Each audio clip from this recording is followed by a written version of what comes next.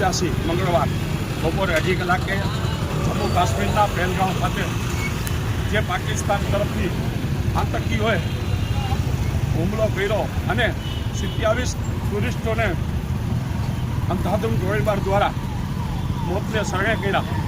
એ બનાવને મુસ્લિમ સમાજ સખત શબ્દોમાં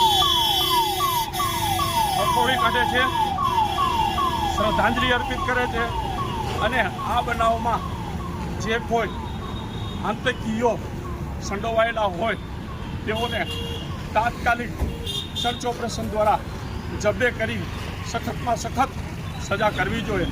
ઇસ્લામમાં આતંકવાદને કોઈ સ્થાન નથી અને આતંકીઓનો કોઈ ધર્મ હોતો નથી.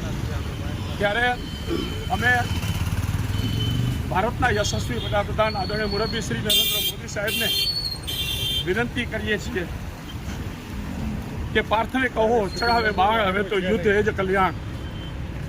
પાકિસ્તાનને હવે ઈંટનો જવાબ પથ્થરથી આપવાનો સમય આવી ગયો છે અને પાકિસ્તાન જે ભાષામાં સમજે તે ભાષામાં સમજી જવા અમે હાકલ કરીએ છીએ.